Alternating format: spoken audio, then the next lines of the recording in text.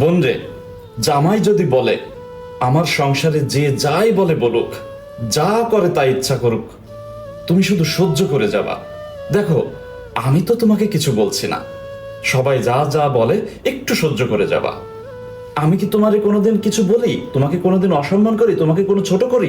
এমন কথা যদি কোনো স্বামী বলে, সেই সব স্বামীদের দুই গালে টাডায়া দুইটা থাপ্পড় দিয়ে বলবেন, আরে বেডা, তুমি কিছু বলো না দেখেই এইসব লোকজন আমারে বলার সাহস পায়। তুমি যদি কিছু বলতা, তাহলে আমাকে অসম্মান করে কথা বলতো না, আমাকে গায়ে হাত তুলতো না, আমাকে সম্মান দিয়ে কথা বলতো।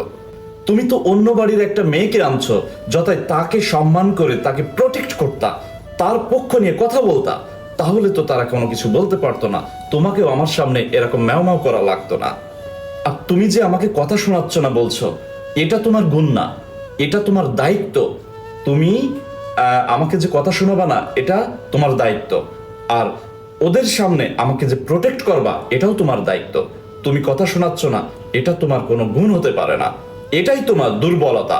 কারণ যে স্বামী বউকে বউয়ের পক্ষ নিয়ে কথা বলে না, সেই বউকে পরিবারের সবাই কথা শোনায়, এটাই স্বাভাবিক, এটাই বাস্তবতা। যথাই সেই সব স্বামীদেরকে বলছি, আপনার বউকে যে যাই বলে বলুক, আপনি কখনো ছাড় দিবেন না। আপনার বউকে আপনিই বলবেন, তার যদি অন্যায় হয় আপনি বলবেন, বাট পরিবারের কাউকে দিয়ে তাকে কথা শোনাবেন না।